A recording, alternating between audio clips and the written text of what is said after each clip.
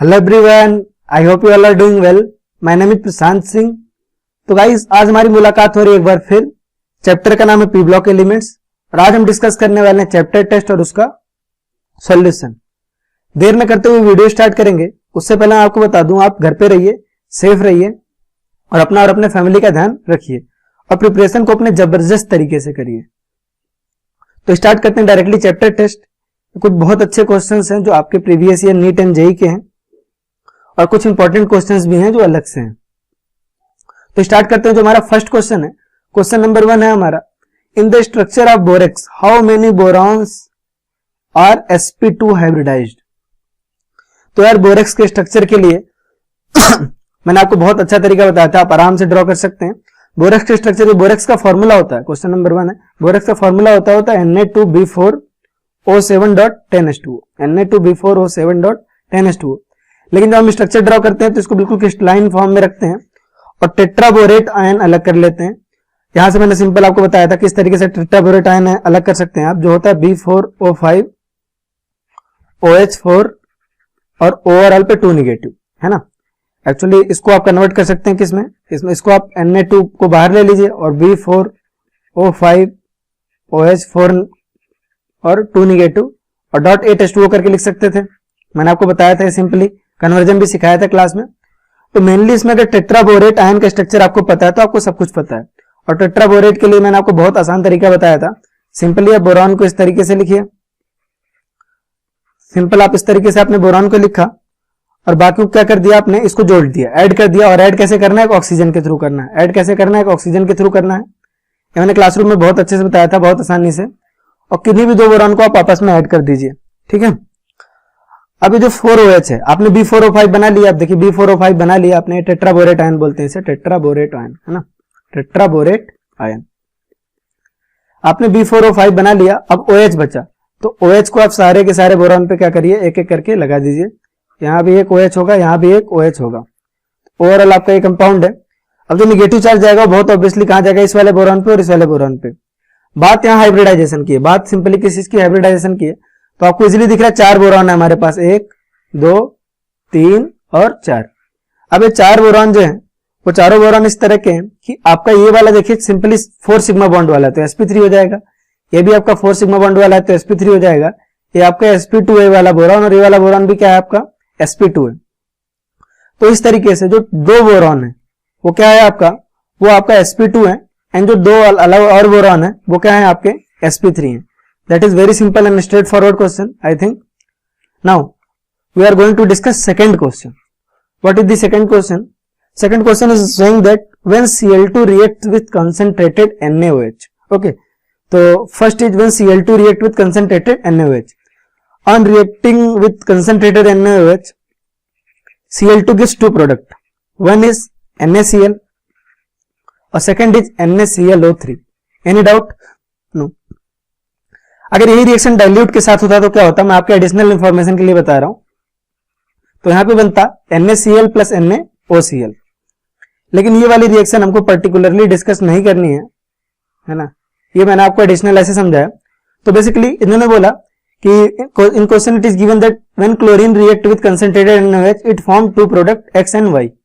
तो one of the NaCl is X and one of the NaCl and NaClO3 is X and other is Y। तो देखिए simply क्या कह रहा है, X when react with AgNO3 form a white precipitate। X जब आपका है ना AgNO3 के साथ रिएक्ट करता है तो white precipitate बनाता है। तो very simple, we have 2 products NaCl and NaClO3।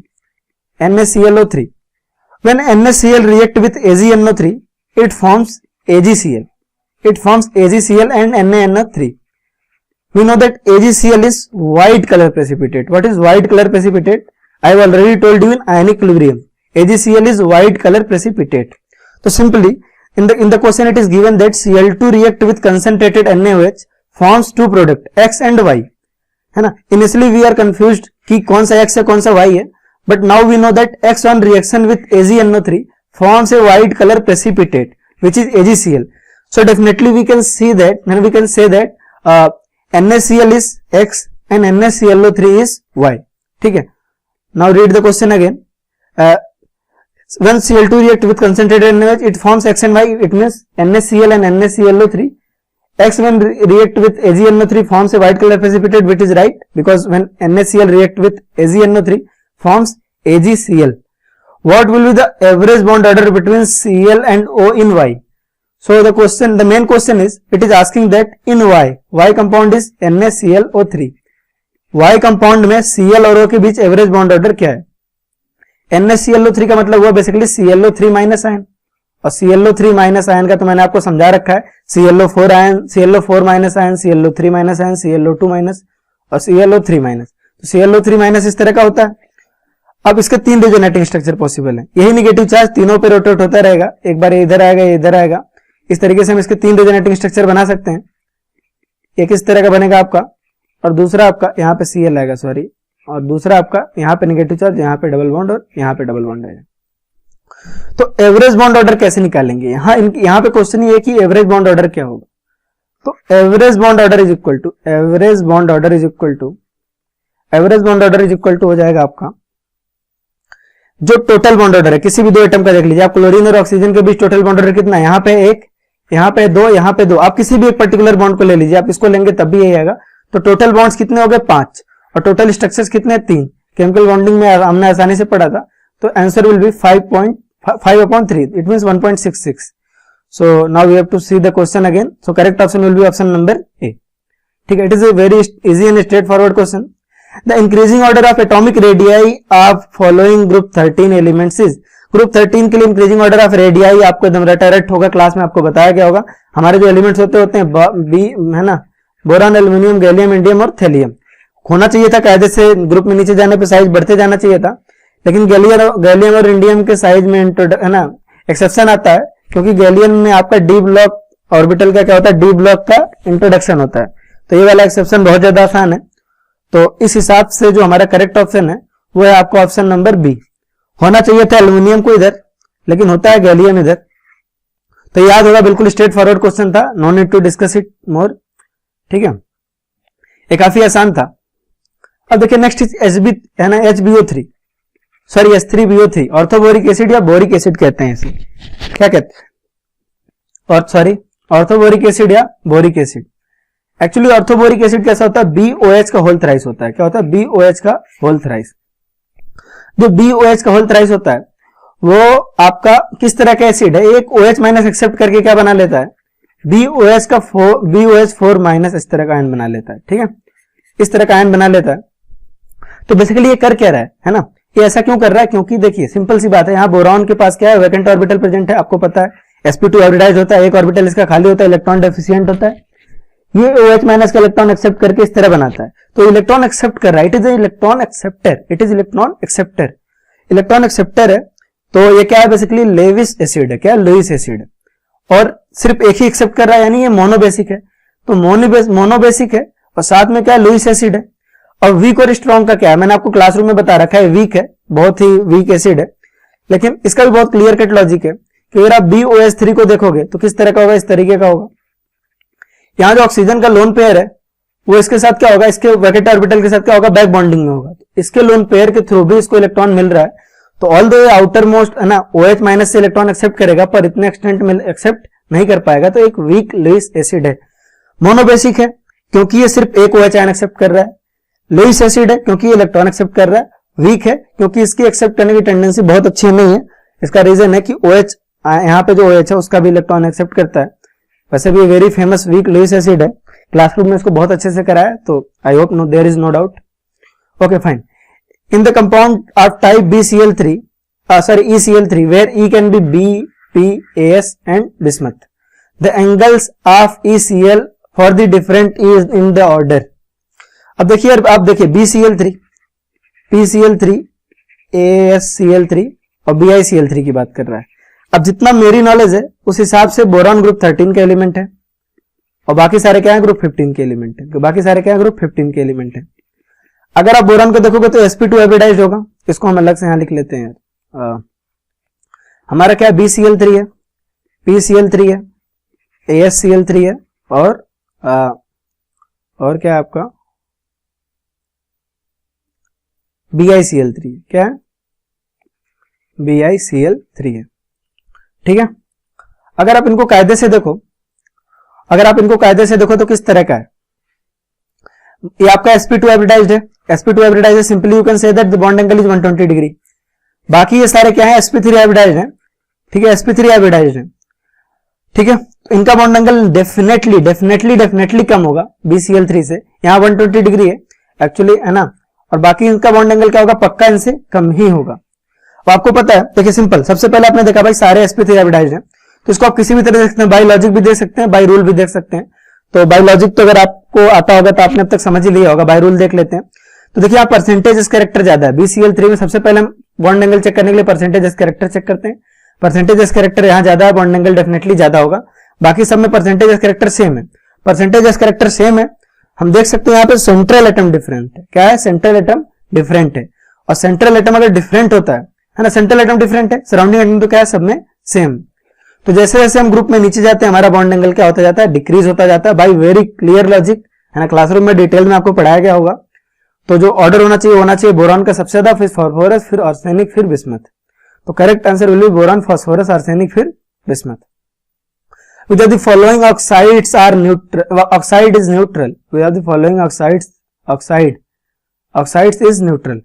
The carbon monoxide is a very famous neutral oxide. Carbon आपके दो ऑक्साइड्स बनाता है मेनली, कार्बन मोनोऑक्साइड और कार्बन डाइऑक्साइड, जिसमें से आपका कार्बन डाइऑक्साइड एसिडिक होता है, कार्बन मोनोऑक्साइड क्या होता है, आपका न्यूट्रल होता है। ठीक है, कार्बन मोनोऑक्साइड न्यूट्रल और carbon dioxide acidic. Which of the following halides is least stable, has doubtful existence? अब यहां पे देखिए मेरे हिसाब से, है ना, जर्मेनियम, कार्बन, टिन, लेड, ये दिया हुआ आपको ग्रुप 14 के और +4 में। आपको पता है due to inert pair effect, जैसे जैसे हम नीचे जाते हैं वैसे वैसे +4 की स्टेबिलिटी नीचे होती जाती है, +2 की स्टेबिलिटी बढ़ती जाती है। तो due to inert pair effect बहुत अच्छे से इसको पढ़ाया गया है, आपको पता है ना, आप सबका मैक्सिमम सही भी होगा आई होप। तो PbI4 जो है, PbI4 के ऊपर यहाँ पे प्लस चार्ज, +4 है। ये +4 में रहना बिल्कुल बर्दाश्त नहीं करता, एकदम ऐसे मतलब कैद वैद तोड़ के Pb +2 में आना चाहता है। एग्जिस्टेंस बिल्कुल डाउटफुल है इसका, and definitely it will be easily converted into +2, it will be easily reduced, hence it will be a very good oxidizing agent, है ना। Many more results we can conclude by inert pair effect. तो PbI4 is क्या, मतलब यहाँ पे list मतलब doubtful existence है इसका, यहाँ पे लिस्ट पॉसिबल एग्जिस्टेंस इसी का है। नेक्स्ट करा, on the basis of structure of borax answer the following question. Borax का स्ट्रक्चर एक बार हमने बना लिया है, मतलब बेसिकली हमने टेट्राबोरेट का बनाया, टेट्राबोरेट का बनाया, लेकिन वहां से हम बोरेक्स का स्ट्रक्चर आसानी से प्रेडिक्ट कर सकते हैं, मतलब मेन तो यही है। तो हम इस पे बात करेंगे, क्या कह रहा है हमसे, the crystalline form of borax has, इसमें से हमको इनकरेक्ट स्टेटमेंट बताना कि कौन सा स्टेटमेंट इनकरेक्ट है। ठीक है, तो B4O5OH4 2- यूनिट डेफिनेटली, है ना। I have already told you कि कौन सा यूनिट एग्जिस्ट इसके पास होता है, इस तरह का यूनिट होता है B4O5OH4 2-, तो ये तो सही है। ठीक है, नेक्स्ट हमसे क्या कह रहा है, नेक्स्ट हमसे कह रहा है all boron atoms are in the same plane. ये गलत है, क्यों गलत है, यहां पे चूंकि बनाने के लिए एक प्लेन में बनाया है, लेकिन सिंपल सी बात है, आप देखो ये एक प्लेन में तब होता जब सारे sp2 या sp हाइब्रिडाइज्ड होते हैं। यहां पे देखिए पर्टिकुलर, यहां पे देखिए ये sp3 हाइब्रिडाइज्ड है, ये भी sp3 हाइब्रिडाइज्ड है। तो इस बोरॉन के अलॉन्ग क्या होगा, ये टेट्राहेड्रल होगा। किस तरह का होगा, टेट्राहेड्रल होगा। और इसके अलॉन्ग भी क्या होगा, ये टेट्राहेड्रल होगा। फिर बीच में ऑक्सीजन एटम भी है, और ये भी sp2 हाइब्रिडाइज्ड है, क्या है, sp3 है सॉरी। और इसके अलॉन्ग क्या होंगे, बेंट होंगे। और दैट्स वाई सारे के सारे बोरॉन क्या होंगे, आपके एक प्लेन में नहीं होंगे। एक बार फिर से देखिए, आप खुद बना के देखिएगा इसको। आपको अगर कोई डाउट है तो आप कमेंट बॉक्स में जरूर पूछिए, मैं आपको इसको 3D में भी दिखा दूंगा, ट्राई करूंगा। ऑल्दो मुझे 3D में एक इमेज देनी चाहिए थी यहाँ पे। चलो, ये आपका देखिए sp3 हाइब्रिडाइज्ड है, यहां भी आपका sp3 हाइब्रिडाइज्ड है। तो डेफिनेटली ये प्लेन में नहीं होने वाले चारों बोरॉन। ठीक है, ये प्लेनर नहीं है, एक बोरॉन सारे एक प्लेन में नहीं है, ये इंपॉर्टेंट पॉइंट है, ध्यान रखिएगा। Equal number of sp2 and sp3 hybridized boron atom, definitely 2 boron आपके sp2 हैं और 2 बोरॉन आपके sp3 हैं। तो definitely this statement is correct. तो इनकरेक्ट केवल एक ही आपका हुआ है बी। तो आई होप ये बहुत ज्यादा क्लियर था। नेक्स्ट कह रहा है आपसे, how many sp3 hybridized atoms are there which belongs to group 16। कह रहा भाई कितने ऐसे ग्रुप 16 के एलिमेंट हैं जो sp3 हैं। ठीक है, पहले यहाँ पे भाई हमको इतना ज्यादा नॉलेज तो है नहीं, तो पहले यहाँ आके देख लेते ग्रुप 16 के एलिमेंट हैं कितने। ग्रुप 16 के एलिमेंट है आपके ऑक्सीजन, ऑक्सीजन ऑक्सीजन ही दिख रहा है जो ग्रुप 16 का है। और कितने ऑक्सीजन है यहाँ पे, मेरे हिसाब से तो 9 है, मेरे हिसाब से 9 है। और आप सभी 9 को ऑब्जर्व करिए तो सबके पास 2-2 लोन पेयर है और 2-2 बॉन्ड पेयर है। सिंपली सारे के सारे ऑक्सीजन एटम क्या है, आपके sp3 हाइब्रिडाइज्ड है। क्लियरली ऑब्जर्व करिए एक बार, sp3 हाइब्रिडाइज्ड है, तो आपका क्या होगा, ये हो जाएगा 9, इसका आंसर हो जाएगा 9। कोई भी डाउट आए तो बच्चों प्लीज कमेंट बॉक्स में पूछिए, ठीक है। What is the ratio of, ratio किसका पूछा है, number of boron which is sp2 hybridized और number of boron which is sp3 hybridized, इसका रेशियो पूछा है। ये भी 2 है और ये भी 2 है, तो इसका रेशियो हो जाएगा 1। Correct option will be D. तो ये आसान था मेरे हिसाब से, बहुत ज्यादा आसान था। Okay fine. A silicate has general formula SiO3, SiO3 silicate का जनरल फॉर्मूला SiO3 2- और यहाँ पे n, आप इसको इस तरह भी लिख सकते हो, बहुत सारे लोग ऐसे लिखते हैं, यहाँ पे n यहाँ पे 2n-, दोनों में से कुछ भी लिखो, बात तो वही है। तो इस तरह का जनरल फॉर्मूला किसके लिए होता है, क्लास में सिलिकेट्स पे तो जितने अच्छी आपके तरीके बताए गए थे सिलिकेट्स के स्ट्रक्चर को डिराइव करने के लिए, उतना आसान है। तो आई होप आपको इस क्वेश्चन में कोई खास दिक्कत होगी नहीं, आप सिंपली यहां से ऑब्जर्व कर पाएंगे। तो 2 ही एटम शेयर्ड होंगे यहाँ पे, तो ऐसा ये जनरल फॉर्मूला 2 के लिए आता था। एक आता था आपका साइक्लिक सिलिकेट के लिए, किसके लिए, साइक्लिक सिलिकेट के लिए, और दूसरा आता था चेन सिलिकेट के लिए। चेन में भी सिंगल चेन के लिए, किसके लिए, सिंगल चेन के लिए। सिंगल चेन को हम और क्या बोलते हैं, तो साइक्लिक सिलिकेट तो होगा। इट कैन नॉट भी पूछ रहा है, इट कैन नॉट भी पूछ रहा है, साइक्लिक सिलिकेट तो हो ही सकता है, कोई दिक्कत इसमें नहीं, साइक्लिक सिलिकेट हो सकता है। एक बार प्लीज नोट्स देखिए, एक बार प्लीज नोट्स देखिए, अगर इसको भी एक्सप्लेन करना पड़े डिटेल में तो पूरा टॉपिक ही पढ़ाना पड़ेगा मुझे फिर, ठीक है। इसमें बहुत सिंपल सी ट्रिक बताई थी तो आपसे हो गया होगा। साइक्लिक सिलिकेट है, साथ में सिंगल चेन सिलिकेट भी है, तो पायरोक्सिन भी कह सकते हैं इसको, है ना, पायरोक्सिन भी है। एम्फीबोल नहीं हो सकता, ध्यान से देखिए, एम्फीबोल क्या था, आपको पायरोक्सिन और एम्फीबोल को भी याद करने का सिंगल ट्रिक बताया था कि सिंगल चेन है, सिंगल है तो जल रहा है, पायरोक्सिन है ना, डबल है तो एम्फी मतलब दोनों तरफ से बोलना पड़ेगा, तो एम्फीबोल। तो डबल चेन जो है आपका क्या है ना, याद आ रहा है ट्रिक ये। एम्फीबोल आपका इस फॉर्मूले में फिट नहीं बैठता। एम्फीबॉल का जनरल फॉर्मूला आप आसानी से डिराइव कर सकते हैं, क्लास में कराया है, तो इट कैन नॉट बी, इसका करेक्ट आंसर होगा amphibole. Which is the formula of pyrosilicate, pyrosilicate में एक ही ऑक्सीजन एटम शेयर्ड होता है और वो किस तरीके का, उस तरह का होता है आपका, और इसका जो जनरल फॉर्मूला आता है वो आता है आपका Si2O7 पे 6 नेगेटिव, इस तरह का होता है पायरोसिलिकेट, है ना, बताया इसको, तो correct answer will be B, ठीक है। नेक्स्ट कह रहा है among the following substituted silanes the one which give rise to cross linked silicon polymer on hydrolysis is, यार क्रॉस लिंक कब देता था, याद रखो, सिंपल सी बात है। सिलेन्स के केस में हमारे पास ट्रिक क्या थी, जितने जगह क्लोरीन होंगे उतनी जगह पहले OH आ जाएगा, जितनी जगह पहले क्लोरीन होंगे उतनी जगह OH आ जाएगा। अब सिंपल देखिए, अगर आपके 2 जगह क्लोरीन है, कितनी जगह क्लोरीन है, 2 जगह क्लोरीन है। देखिए पहले एक जगह देखते हैं, आपको बताया था अगर एक ही जगह क्लोरीन है तो एक जगह OH आएगा और ये चेन की कहानी कर देगा क्या, खत्म। ये चेन की कहानी क्या कर देगा, खत्म। बस आसानी से याद है बच्चों, याद होना चाहिए, ये चेन की कहानी कर देता था खत्म। याद है आपको, पॉलीमर को हम टर्मिनेट करने के लिए इसका यूज करते थे, क्योंकि यहां से तो पॉलीमर चेन से जुड़ जाता था, लेकिन और कोई भी ग्रुप नहीं है जो इसको कंटिन्यू कर पाए, तो यहीं पे हो जाती थी कहानी खत्म। अगर 2 है ना, 2 OH ग्रुप है तो सिंपली कैसा होता था, ये इस तरह का होता था और दोनों तरफ से कंटिन्यू रहता था। लेकिन अगर 3 होते थे तो कैसा होता था, इसको देखते हैं। अगर 3 होता था तो ये इस तरफ से तो R है, लेकिन इस तरफ से भी कंटिन्यू कर सकता था और आपका इस तरीके से भी कंटिन्यू कर सकता था, अगर आपको याद हो तो, ठीक है। इस तरह का हमारा पॉलीमर बना था। क्लासरूम में बहुत घोर घोर के पिलाते हैं इसको। तो जो करेक्ट ऑप्शन है, क्रॉस लिंक्ड बनाना है तो हमको 3 पोजीशन पे 3 क्लोरीन की जगह क्रॉस लिंक्ड बनाना है हमको, तो हमको क्या करना पड़ेगा, 3 क्लोरीन को हटा के पहले OH लगाना पड़ेगा, फिर इनका पॉलीमर बनाना है, ठीक है। Basically RSiCl3 is the correct answer. Please अगर बच्चों डाउट है तो प्लीज कमेंट बॉक्स में पूछिए। आपको कोई पर्टिकुलर क्वेश्चन कम समझ में आता है, आपको लगता है इस पे थ्योरी की जरूरत है, तो कृपया उसको पूछिए। तो करेक्ट ऑप्शन होगा इसका बी, है ना, क्योंकि जो चीज मैंने क्लासरूम में अच्छे से बताई है, हर एक चीज जो डायरेक्ट है उसको अब यहाँ पे टॉपिक की तरह पढ़ाया तो जाना पॉसिबल है नहीं। तो आपको लेकिन फिर भी किसी पर्टिकुलर क्वेश्चन में डाउट है तो आप प्लीज एक बार कमेंट करके पूछिए, कमेंट बॉक्स में पूछिए। और जो भी आपका लग रहा है, मतलब अगर मैं कोशिश करूंगा कि अगले क्लास में मैं कवर कर दूं, अगले लेक्चर में इसको मैं कवर कर दूं। नेक्स्ट कह रहा है the water repellent characteristic of silicon is because.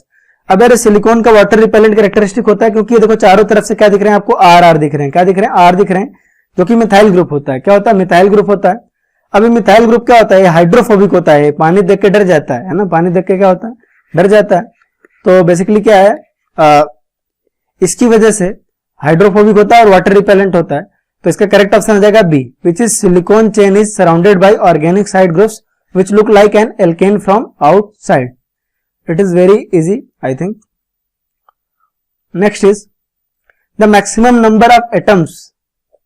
The maximum number of atoms is lying in the one plane for B2H6. अगर B2H6 का हम देख लेते हैं, इस तरह का जो हमारा क्वेश्चन पूछ रहा है, B2H6 का स्ट्रक्चर था कैसा? B2H6 इस तरह का था कुछ हमारा, ये सारे एक प्लेन में थे, ये सारे क्या थे? हमारे एक प्लेन में थे।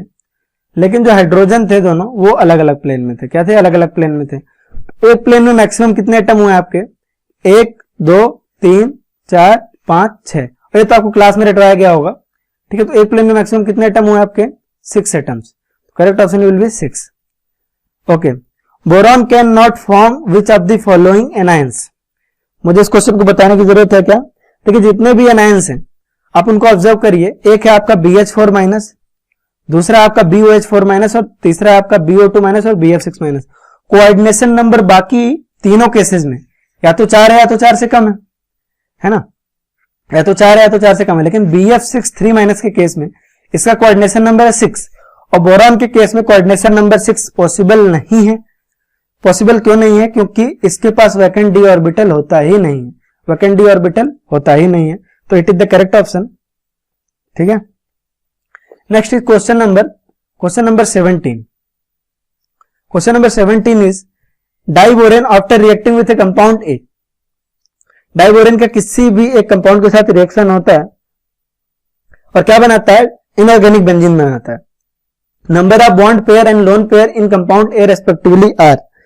यार अगर डाइबोरेन को आप ले, डाइबोरेन का मुझे तो इतना पता भाई, जब भी अमोनिया से रिएक्शन होता है, डाइबोरेन का अमोनिया से रिएक्शन होता है, हीट करने के बाद, थोड़ी देर हीट करने के बाद आपका क्या बनता है? इनऑर्गेनिक बेंजीन बनता है, which is B3N3H6। B3N3H6 B2H6 plus NH3। क्या कह रहा है? डाइबोरेन, क्वेश्चन में कह रहा है diborane on reacting with compound A forms inorganic benzene. तो ये हमको पता चल गया, ए हमारा क्या है? अमोनिया है। क्या है? ए हमारा क्या है? अमोनिया है। और अमोनिया के पास number of bond pair plus lone pair पूछ रहा है। बॉन्ड पेयर हमारे पास है 3, बॉन्ड पेयर हमारे पास कितने हैं? 3, और लोन पेयर है 1। Correct option will be 3 and 1, which is आपका a. I hope it is clear. Me2SiCl2 on hydrolysis produce, देख लेते हैं इसको। जब आपका क्या कह रहा है? Me2SiCl2, मैंने आपको क्या बताया था? ऐसा कुछ भी रहेगा आप उसको इस तरह लिख सकते हैं। आप सबसे पहले आपको इस तरह लिख लेना है, जितने जगह Cl है हाइड्रोलिसिस होगा उतने जगह आपका क्या आ जाएगा? OH आ जाएगा। क्या आ जाएगा? OH आ जाएगा। यहाँ पे Me, यहाँ पे Me, यहाँ पे OH और यहाँ पे OH, और बाद में पॉलीमराइज होगा। और पॉलीमराइज करने के लिए कौन सा चेन देखते हैं हम? हाइड्रोक्सी वाला देखते हैं, और हाइड्रोक्सी वाले ग्रुप से क्या हो जाएगा? पॉलीमराइज हो जाएगा, और ये इस तरह का दिखेगा आपको, ये इस तरह का दिखेगा पॉलीमेरिक स्टेट में। यानी जो हमारा करेक्ट ऑप्शन हो जाएगा वो हो जाएगा आपका सी। तो it is, I hope it is clear. Percentage of lead in lead pencil. अब यार एक क्वेश्चन ऐसे दे दिया था कि मतलब आप देखते हैं कितना कॉमन सेंस लगाते हो। लेड इन लेड, वैसे प्रीवियस ईयर नीट का क्वेश्चन है भाई, ठीक है। Percentage of lead in lead pencil. अगर लेड पेंसिल कहने के लिए लेड पेंसिल नाम होता है उसका, उसमें ग्रेफाइट होता है, लेड तो बिल्कुल भी नहीं होता। तो करेक्ट आंसर विल बी 0%, है ना, उसमें बिल्कुल भी लेड नहीं होता। ये बहुत ही फेमस क्वेश्चन है। Okay fine. Which of the following is a protonic acid?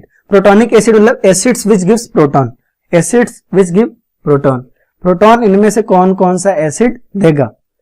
अब सिंपल सी एक बात देखिए यार, सिंपल सी एक बात देखिए, जो आपका H3BO3 है, क्या है? H3BO3 है, BH3 है, BCH3 और POH3। अब यहाँ पे H3BO3 यानी ऑर्थोबोरिक एसिड, ये तो क्या आपका प्रोटोनिक एसिड है नहीं, क्योंकि ये प्रोटॉन देने की बजाय क्या करता है? OH आयन एक्सेप्ट कर सकता है। It is a very famous example. और BH3 और BCH3 आपका क्या है? BCH3 का होल ट्वाइस क्या है? होल थ्राइस क्या है आपका? ये भी इलेक्ट्रॉन एक्सेप्टर ही है, इलेक्ट्रॉन डेफिशिएंट है, इलेक्ट्रॉन एक्सेप्टर है, और ये क्या करते हैं, इलेक्ट्रॉन एक्सेप्ट करते हैं, लुईस एसिड की तरह काम करते हैं। लेकिन POOH का होल थ्राइस, POOH का होल थ्राइस जो है आपका, ये basically it is nothing but H3PO4 है। क्या है, ये H3PO4 है, जिसको हम फॉस्फोरिक एसिड कहते हैं। क्या कहते हैं, फॉस्फोरिक एसिड कहते हैं। तो फॉस्फोरिक एसिड जो होता है, इसका आपका जो स्ट्रक्चर होता है, फॉस्फोरिक एसिड का जो स्ट्रक्चर होता है वो आपका होता है, सिंपली वहां से क्या आप कर सकते हैं, प्रोटॉन निकाल सकते हैं। तो फॉस्फोरिक एसिड आपका क्या है, प्रोटॉनिक एसिड है, और ये H+ देता है। इनफैक्ट ट्राई बेसिक एसिड है, 3 OH आयन देता है, H3PO4। ठीक है। नेक्स्ट कह रहा, which of the following structure is similar to graphite. Similar to graphite किसका है, ग्रेफाइट के सिमिलर होता है Bn का स्ट्रक्चर। Bn को हम कहते हैं इनऑर्गेनिक ग्रेफाइट भी कहते हैं। क्या कहते हैं, इनऑर्गेनिक ग्रेफाइट कहते हैं। क्लासरूम में बहुत अच्छे से बताया कि क्या आपका इनऑर्गेनिक ग्रेफाइट है, क्या है, Bn यानी कि inorganic graphite. Okay, question number 22। Question number 22 में कह रहा है आपसे, the stability of +1 oxidation state among aluminium, gallium, indium and thallium increases in the sequence. आपको पता है कि ये आपके किस ग्रुप की बात हो रही है, एल्युमिनियम, गैलियम, इंडियम, थैलियम में किस ग्रुप की बात हो रही है, एक आपकी बात हो रही है ये ग्रुप 13 की। और ग्रुप 13 के लिए +3 स्टेबल होता है और +1 स्टेबल होता है। अब इनर्ट पेयर इफेक्ट की वजह से जैसे जैसे हम ग्रुप में नीचे जाते हैं, +1 की स्टेबिलिटी क्या होती है, बढ़ते जाती है। मैंने आपको सिंपली आपको तरीका बताया था, सिंपल याद रखने के लिए क्या करना है आपको, ऊपर वाली हायर ऑक्सीडेशन स्टेट ज्यादा स्टेबल और नीचे वाली। तो थैलियम का +1 सबसे ज्यादा स्टेबल होगा इनर्ट पेयर इफेक्ट की वजह से, और एल्युमिनियम का सबसे कम। तो thallium, indium, gallium, then aluminium. तो correct option will be b, I think it's b. Okay, which of the following is most acidic, which of the following is most acidic. आपको बहुत सारे ऑक्साइड्स दिए हुए हैं, यहाँ पे बहुत सारे ऑक्साइड दिए हुए हैं आपको, N2O5, P2O5, AS2O5 और Sb2O5, बहुत सारे एसिड्स दिए हुए हैं। आप सिंपली देखो किस तरह के ऑक्साइड्स दिए हुए हैं, सॉरी बहुत सारे ऑक्साइड्स दिए हुए हैं। तो बेसिकली क्या है, नाइट्रोजन का है, देन फास्फोरस का, देन आर्सेनिक का, और देन एंटीमनी का। आपको तो ग्रुप पे था, जैसे जैसे हम नीचे आते जाते हैं हमारा मेटेलिक कैरेक्टर इंक्रीज करता जाता है। और आपको पता है non metallic oxides are very good acid and metallic oxides are very good base. जितना ज्यादा आपके मेटेलिक कैरेक्टर होगा उतना ही ज्यादा आपका ऑक्साइड का बेसिक कैरेक्टर होगा, जितना ज्यादा नॉन मेटेलिक कैरेक्टर होगा उतना ही ज्यादा आपके ऑक्साइड का क्या होगा, एसिडिक कैरेक्टर होगा। तो इसमें सबसे ज्यादा नॉन मेटेलिक है नाइट्रोजन, और वैसे भी N2O5 फाइनल हाइड्रोलिसिस के बाद HNO3 देता है, जो कि एक बहुत ही स्ट्रॉन्ग एसिड है। N2O5 is definitely strongest among them. Okay, next is which of the following gives symmetrical cleavage of diborane, है ना। क्लास में बिल्कुल परफेक्टली बताया था आपको, for the symmetrical cleavage the attacking reagent must not show hydrogen bonding. If the attacking reagent is showing hydrogen bonding, then it will do unsymmetrical attack and form the compound in this same manner. Here we have 4 compounds, NH3, CH3NH2 and CH3 का all twice NH. Okay, all these 3 compounds are able to forming hydrogen bond, but the option number D, which is NCH3 का whole thrice, it will never form hydrogen bond, so it will give symmetrical cleavage of diborane. ये symmetrically attack करेगा और क्या देगा, symmetrical cleavage देगा। Okay, question number 25, relatively more inert form of carbon is definitely diamond। इसमें तो कोई शक नहीं है, डायमंड तो ऐसा है आपका कि हार्डेस्ट सब्सटेंस है, इसको शार्पनिंग टूल में यूज करते हैं, एब्रेसिव्स में यूज करते हैं, और ये इतना ज्यादा हार्ड होता है कि ये बहुत ज्यादा स्ट्रॉन्ग K2Cr2O7 H2SO4 वगैरह से ऑक्सीडाइज भी नहीं होता इतना आसानी से, काफी टाइम लग जाता है उसको ऑक्सीडाइज करने में भी। नेक्स्ट कह रहा है आपका, sum of pair of electron on central atom in the following species BF3CF4 SiF4 कितना होगा। अगर देखो BF3 कैसा है, BF3 को देखो, मैं आई होप इसको एक्सप्लेन करने की जरूरत नहीं है लेकिन फिर भी बता देता हूं। BF3 यहाँ पे वैकेंट ऑर्बिटल है लेकिन इलेक्ट्रॉन नहीं है। CF4 आपका परफेक्टली इलेक्ट्रॉन प्रिसाइज है, कोई भी इलेक्ट्रॉन पेयर यहाँ नहीं है। SiF4 के लिए भी सेम होगा, तो कोई भी इलेक्ट्रॉन सेंट्रल एटम पे यहाँ प्रेजेंट नहीं है, तो करेक्ट ऑप्शन होगा आपका 0। करेक्ट ऑप्शन होगा आपका 0। विच of the following is most acidic in nature, which of the following is most acidic in nature, इनमें से सबसे अच्छा एसिड कौन सा है। आपको डेफिनेटली पता है यार कि जो आपके मतलब एसिड का होगा, आपका नॉन मेटालिक हाइड्रोक्साइड होते हैं वो भी आपके एसिडिक होने के चांस होते हैं उनके। यहाँ पे सिंपली आप देख सकते हैं कि बेरिलियम का हाइड्रोक्साइड और एल्युमिनियम का हाइड्रोक्साइड, ये मोस्टली एम्फोटेरिक हाइड्रोक्साइड्स में आते हैं, बेरिलियम का हाइड्रोक्साइड और एल्युमिनियम का हाइड्रोक्साइड। वैसे ही बेरिलियम का हाइड्रोक्साइड जो है थोड़ा बहुत बेसिक होता है, तो जो भी आपके बाकी तीन है यानी कि बेरिलियम का हाइड्रोक्साइड, मैग्नीशियम का हाइड्रोक्साइड या एल्युमिनियम का हाइड्रोक्साइड, या तो ये एम्फोटेरिक है और या तो ये बेसिक है, प्रीडोमिनेंटली क्या है, बेसिक है, ठीक है। लेकिन वहीं पे आपका BOH का होल थ्राइस क्या है, BOH का होल थ्राइस आपका क्या है, BOH का होल थ्राइस आपका है H3BO3। ये बोरिक एसिड का डिफरेंट रिप्रेजेंटेशन है और ये क्या है, एक एसिड है, तो definitely the answer will be D, BOH का होल थ्राइस, है ना। ये H3BO3 को ही अलग तरीके से लिख दिया, ठीक है। नेक्स्ट कह रहा है आपका boric acid is polymeric due to. अगर मैंने आपको क्लासरूम में बताया था बोरिक एसिड जो है वो पॉलीमेरिक होता है, क्योंकि आप बोरिक एसिड को कैसे रिप्रेजेंट कर सकते हो, इस तरीके से कर देते हो, और ये क्या करता है, ये हाइड्रोजन बॉन्ड बनाता है, दूसरे ग्रुप्स के साथ क्या करता है, हाइड्रोजन बॉन्ड बनाता है ये, ठीक है। और हाइड्रोजन बॉन्ड की वजह से क्या होता है, पॉलीमेरिक होता है, ठीक है। Thermodynamically most stable form of graphite carbon is definitely graphite. Thermodynamics में हमने बहुत बार पढ़ा है इसको। ग्रेफाइट के लिए जो फॉर्मेशन इंथैल्पी होती है वो आपकी क्या आती है, 0 आती है। ग्रेफाइट के लिए जो फॉर्मेशन इंथैल्पी होती है वो 0 आती है, तो डेफिनेटली आप क्या है, आपका थर्मोडायनेमिकली मोस्ट स्टेबल फॉर्म आपका कौन सा है, कार्बन का ग्रेफाइट है, sorry. The stability of dihalides of silicon, germanium, tin and lead increasing steadily in the sequence. अब डाई हैलाइड्स मतलब क्या, डाई हैलाइड्स का मतलब हुआ आपका, डाई हैलाइड का मतलब हुआ यहाँ पे जर्मेनियम से लेकर के लेड तक सारे क्या है, +2 में। और आपको पता +2 में इनर्ट पेयर इफेक्ट की वजह से किसी देखिए सबसे पहले सारे ग्रुप के हैं, silicon, germanium, tin and lead सारे एक ग्रुप के हैं, और अगर ये एक ग्रुप के हैं तो इनमें आपका +4 स्टेबल होगा तो +2 होगा, और जैसे जैसे नीचे जाते जाएंगे इनर्ट पेयर इफेक्ट की वजह से +2 ज्यादा स्टेबल होगा। तो +2 आपका ज्यादा स्टेबल कहां है, ग्रुप में सबसे नीचे, तो होगा आपका जो करेक्ट ऑप्शन होगा वो होगा आपका सिलिकॉन पे +2 आपका सबसे कम स्टेबल होगा, अब लेड पे आपका सबसे ज्यादा स्टेबल होगा, तो करेक्ट ऑर्डर आपका डी है। आप एक बार चेक कर लीजिए। अब देखिए कह रहा crystalline boron on reacting with air forms. यार जब भी बोरॉन जो है आपका एयर के साथ रिएक्ट करेगा तो क्या बनाएगा, B2O3 बनाएगा, और जब नाइट्रोजन के साथ रिएक्ट करेगा तो क्या बनाएगा, Bn बनाएगा। और बैलेंसी तो आपको पता है, सेटिस्फाई कर लेंगे। इसकी वैलेंसी होती है 2, इसकी होती है 3, आप क्रॉस मल्टीप्लाई करोगे तो इसकी 2 और इसकी 3, तो B2O3 आएगा, यहाँ पे आपका Bn आएगा, दोनों की 3 है। तो आपका आपने मोस्टली लोगों ने B2 और Bn पे टिक किया होगा, एक्चुअली सही भी था एक तरह से, लेकिन ये रिएक्शन तब होता है जब बोरॉन आपका एमॉर्फस हो, क्या हो, एमॉर्फस हो। मैंने आपको अच्छे से बताया है क्लास में कि ये सारे रिएक्शंस तब होते हैं जब बोरॉन आपका क्या होता है, एमॉर्फस होता है। तो क्रिस्टलाइन फॉर्म में तो बहुत हाईली अनरिएक्टिव होता है, बहुत ही हार्ड होता है और रिएक्ट नहीं करता। तो क्रिस्टलाइन बोरॉन आपका जब भी एयर से रिएक्ट करेगा तो कोई भी रिएक्शन नहीं होगी, तो correct option will be D, there should be no reaction. Silicon react with hot solution of NaOH। NaOH के साथ आपको रिएक्शन लिखना मैंने सिखाया, याद करने के लिए नहीं बोला है।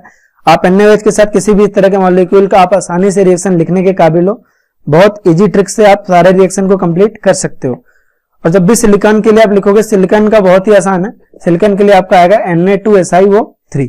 आप आराम से उसी मेथड से लिखो, नहीं होता तो आप NaOH से रिएक्शन की जो ट्रिक लिखवाई थी सारे के साथ, उस नोट के एक बार रेफर करो।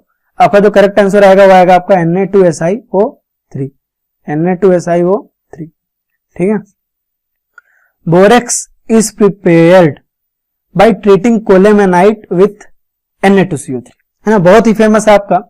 बोरेक्स बनाने के लिए हमको क्या करना पड़ता है, बोरेक्स बनाने के लिए हमको कोलेमेनाइट का रिएक्शन किससे करवाना पड़ता है, हमको कोलेमेनाइट, देखिए या तो हम कोलेमेनाइट ले लें, आपको बताया था अच्छे से, आपको बताया था, इसको हम लिख लेते हैं। चलिए, चाहे तो हम H3BO3 का कराएं, चाहे तो हम H3BO3 का कराएं Na2CO3 से, तब भी हमारा बोरेक्स बनता है, आपको अच्छे से बता रखा है।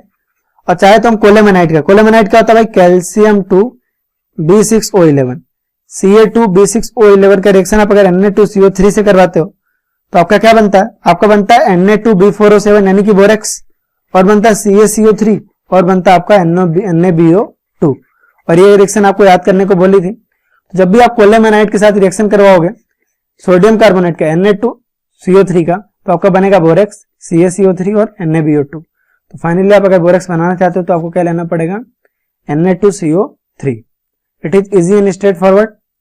The chloride that can not gate hydrolyse, कौन सा इसमें से हाइड्रोलाइज नहीं होगा, ये भी क्लासरूम में समझाया था मैंने, CCl4। क्योंकि हाइड्रोलाइज होने के लिए होना क्या चाहिए, सिंपल सी बात है, आप किसी भी आयन को हाइड्रोलाइज कराते हो, यहां पे सिलिकॉन ले लीजिए, हाइड्रोलाइज कराते हो तो कैसे H2O मॉलिक्यूल पहले अटैक करता है इसके ऊपर, वो इसके वैकेंट ऑर्बिटल में पहले अटैक करता है। सिलिकॉन के पास वैकेंट ऑर्बिटल है तो ये अटैक कर ले रहा है, लेकिन कार्बन के पास कोई भी वैकेंट ऑर्बिटल नहीं है, हाइड्रोलिसिस की संभावना नहीं है, क्योंकि हाइड्रोजन अटैक करेगा तो करेगा कहां। तो ये बहुत ज्यादा आसान था। ठीक है, fine. Which of the following value of N is not possible for a cyclic silicate SiO3 2 और N। यार हमको साइक्लिक सिलिकेट बनाना है, हमको क्या करना है, साइक्लिक सिलिकेट बनाना है। चलो आ जाते हैं, इसको देख लेते हैं एक बार। हमने कहा हमको साइक्लिक सिलिकेट बनाना है। अब हमको पता है कि भाई साइक्लिक सिलिकेट कैसे होते हैं, इस तरह का होता है, इस तरह का होता है, इस तरह का होता है, इस तरह का होता है। मतलब हमने बना रखा है इसको प्रॉपर ढंग से साइक्लिक सिलिकेट। तो कहते हैं साइकिल बनाने के लिए, पर्टिकुलर कोई भी साइकिल बनाने के लिए, एक क्लोज पॉलीगन बनाने के लिए मिनिमम कितने साइड चाहिए होते हैं, 3। मिनिमम कितने साइड चाहिए होते हैं, 3। तो मिनिमम 3 यूनिट तो होनी चाहिए सिलिकॉन की, मिनिमम 3 यूनिट तो होनी चाहिए सिलिकेट की, सॉरी, जिससे एक साइकिल बन जाए। क्यों, मिनिमम 3 यूनिट तो होनी चाहिए, 2 यूनिट से कोई भी साइकिल नहीं बन पाएगी। आप देखो 2 यूनिट से कैसे साइकिल बनाओगे, आप नहीं बना सकते 2 यूनिट से साइकिल। तो मिनिमम 3 तो चाहिए होगी। और क्लासरूम में मैं एक बार पूछा भी था आपसे, N की वैल्यू क्या पॉसिबल नहीं है, 2। अगर N की वैल्यू 2 रखोगे तो साइकिल बन ही नहीं पाएगी, है ना, साइक्लिक सिलिकेट आपका साइकिल बन नहीं पाएगा। तो आपका जो आंसर आएगा वो आएगा 2 पॉसिबल नहीं है। नेक्स्ट आपका कह रहा है विच of the following gives symmetrical cleavage of diborane. Symmetrical cleavage diborane का वो देते हैं जो हाइड्रोजन बॉन्डिंग वो नहीं करते हैं। तो आपका कार्बन मोनोऑक्साइड, अगर आप कार्बन मोनोऑक्साइड को देखें, कार्बन मोनोऑक्साइड को ले लें या NR3 को ले लें, ये दोनों ही कैसे हैं, आपके हाइड्रोजन बॉन्डिंग नहीं शो करने वाले हैं, और ये क्या करेंगे, आपका सिमेट्रिकल क्लीवेज देंगे। तो करेक्ट ऑप्शन विल बी, है ना, second and third both, B and C both. तो ये काफी आसान था, काफी इजी था। Question number 37। क्वेश्चन नंबर 37 कह रहा है आपका select the correct option regarding bond strength. Bond strength के रिगार्डिंग आपका करेक्ट है ना, करेक्ट आपको बताना ऑर्डर आपका। ठीक है, आपको पता सारे के सारे क्या है, आपके सारे के सारे आपके सिंपल आपके कार्बन और ऑक्सीजन के बॉन्ड है। और आपको ऑप्शन में दिया हुआ आइसोटॉप्स दिए हुए हैं, क्या दिए, आइसोटॉप दिए हैं। तो आइसोटॉप्स के केस में मैंने आपको क्या समझाया था, आइसोटॉप्स के केस में जितना ही आइसोटॉप्स का मास ज्यादा होगा, जितना आइसोटॉप्स का मास ज्यादा होगा किसी पर्टिकुलर एटम के साथ, अब सपोज जैसे आपका A है, उसका आपने B से कराया, A1 और A2 ले लेते हैं, A1 और A2 का आपने B से कराया, तो जिसका A1 और A2 में से जिसका मास ज्यादा होगा, बॉन्ड स्ट्रेंथ उसका ही ज्यादा होगा, बॉन्ड स्ट्रेंथ उसका ही ज्यादा होगा। और बॉन्ड स्ट्रेंथ अगर उसका ज्यादा होगा तो सिंपली ये डिपिक्ट करता है कि आपका, और इसका रीजन भी है, ठीक है, क्योंकि उस पर्टिकुलर बॉन्ड में वाइब्रेशंस भी कम होती है। ठीक है, हाइड्रोजन के केस में ज्यादा है, हाइपर कॉन्जुगेशन में भी आपने पढ़ा होगा। तो सीधी सी बात है कि यहां पे क्या हो जाएगा, यहां पे जो करेक्ट ऑर्डर हो जाएगा वो हो जाएगा आपका A, C14H18। आपका देखिए C का आपका 14 आइसोटोप और ऑक्सीजन का 18 आइसोटोप्स का आपका बॉन्ड ऑर्डर सबसे अच्छा, सबसे स्ट्रॉन्ग, फिर 14 16, फिर 12 16। ठीक है, आई होप इट इज क्लियर। ठीक है, fine. Which is not a property of diamond, which is not a property of diamond, insoluble in solvent, definitely diamond आपका आसानी से सॉल्युबल नहीं होता। Oxidized by K2Cr2O7 at normal temperature, ये possible नहीं है। K2Cr2O7 और H2SO4 के प्रेजेंस में डायमंड आपका रूम टेम्परेचर पे इवन 100 to 100 डिग्री सेल्सियस तक भी ऑक्सीडाइज नहीं होता है, उस टेम्परेचर तक भी ये बिल्कुल उससे अनअफेक्टेड रहता है, उससे बिल्कुल प्रॉपरली अनअफेक्टेड रहता है। ठीक है, नेक्स्ट है आपका इन डाइबोरेन, आपका बॉन्ड एंगल पूछ रहा है। डाइबोरेन के बॉन्ड एंगल का बहुत ही मस्त तरीके से मैंने आपको स्ट्रक्चर बनवा रखा है, आपका पहले भी आपके टेस्ट वगैरह में पूछा गया है, तो आई होप आपको इसका पता होगा। 97 डिग्री और 120 डिग्री होता किस तरीके से है देख लेते हैं हम। आपका ये वाला जो एंगल होता है, ये वाला जो एंगल होता है वो होता है 97 डिग्री अराउंड, और ये वाला एंगल होता है आपका 120 डिग्री अराउंड। तो आपका जो करेक्ट आंसर आएगा वो आएगा आपका 97 डिग्री और 120 डिग्री। ठीक है, तो ये काफी आसान I think. Which of the following is best oxidizing agent, इनमें से सबसे अच्छा ऑक्सीडाइजिंग एजेंट कौन सा है? चलिए देख लेते हैं एक बार क्या पूछने की कोशिश कर रहा है। हमसे पूछ रहा है भाई इनमें से बेस्ट ऑक्सीडाइजिंग एजेंट कौन सा है। तो आज से बोला गया था कि भाई विच ऑफ द, है ना, आपको दिया क्या है, सारे के सारे जो एलिमेंट, जो सारे के सारे आयंस है वो किस ग्रुप के हैं? वो आपके ग्रुप 13 के। किस ग्रुप के हैं? ग्रुप 13 के हैं। किसके हैं? ग्रुप 13 के। और कहते हैं ग्रुप 13 में दो ऑक्सीडेशन स्टेट होती है मेनली, +3 और +1, +3 और +1। आपको तब +1 जैसे जैसे हम ग्रुप में नीचे जाते हैं उसकी टेंडेंसी बढ़ जाती है due to inert pair effect. तो अगर आप थैलियम को देखो तो ये +3 अपने ऊपर बिल्कुल बर्दाश्त नहीं कर सकता है ना, +3 बिल्कुल बर्दाश्त नहीं कर रहा है, तो बहुत ही ज्यादा तड़प रहा है यहाँ पे +1 में आने के लिए, ये बहुत ज्यादा तड़प रहा है थैलियम +3 +1 में आने के लिए बहुत ज्यादा तड़प रहा है। यानी खुद वो बहुत आसानी से क्या हो सकता है? रिड्यूस हो सकता है, यानी वो दूसरों को बहुत अच्छा क्या कर सकता है? ऑक्सीडाइज कर सकता है। यानी thallium +3 will be the best oxidizing agent. I hope it is clear. Next is moderate electrical conductivity is shown by. Moderate electrical conductivity किसके द्वारा शो की जाती है? अब यार देखिए मॉडरेट ही सिंपल, आपको एक बात पता है, डायमंड को देख लीजिए तो डायमंड बहुत ही ज्यादा स्ट्रांग है, आपका एक चेन में जुड़ा होता है। सिमिलरली सिलिका भी आपका ऐसा ही होता है, सिलिका आपका SiO2 की एक लंबी चेन होती है, उससे जुड़ा होता है। तो सिलिका और SiO2 दोनों ही बहुत ही, है ना, जायंट स्ट्रक्चर होता है, बड़ा स्ट्रक्चर होता है, और यहाँ इलेक्ट्रॉन की मोबिलिटी पॉसिबल नहीं होती। जबकि ग्रेफाइट के पास क्या होते हैं? मोबाइल इलेक्ट्रॉन होते हैं, और यहाँ पे कंडक्टिविटी क्या होती है? पॉसिबल होती है। तो I hope it is clear, ये बहुत ही आसान था। क्वेश्चन नंबर आपको 42 कह रहा है, 42 कह रहा है name the structure of silicate in which 3 oxygen atom are shared. देखो भाई जब कोई भी एटम आपका शेयर्ड नहीं होता तो सिंपल यूनिट होती है। एक एटम शेयर होता है तो आपका पायरोसिलिकेट होता है, 2 एटम शेयर होता है तो आपका लीनियर चेन हो सकता है, और आपका साइक्लिक हो सकता है। आपका 2.5 ऑन एन एवरेज अगर 2 पॉइंट होता है तो एम्फीबोल होता है, डबल चेन सिलिकेट होता है। और अगर 3 एटम शेयर्ड होता है तो उसे हम कहते हैं सीड सिलिकेट। क्या कहते हैं? Seed silicate. वो किस तरह का दिखता है आपका? एक रफ डायग्राम हम बना लेते हैं ऐसे। आपका शेयर्ड होता है इस तरीके से, वो पूरा आपका सीट एक सीट के फॉर्म में इस तरह से शेयर्ड होता है, लंबा चौड़ा ये, ठीक है, मतलब काफी बड़ा। तो इस तरीके से शेयर्ड होता है। और कितने एटम शेयर्ड होते हैं आपके? 3, 1, 2 और 3 एटम शेयर्ड है, उनको हम क्या कहेंगे? सीड सिलिकेट कहेंगे। गाइस अगर आपको सिलिकेट से रिलेटेड या इस तरह का कोई डाउट आता है तो आप एक बार नोट्स रिवाइज करिए, नोट्स में आपको बहुत ही क्लियर तरीके से मेंशन है। ओके फाइन, यहाँ पे एक छूट गया,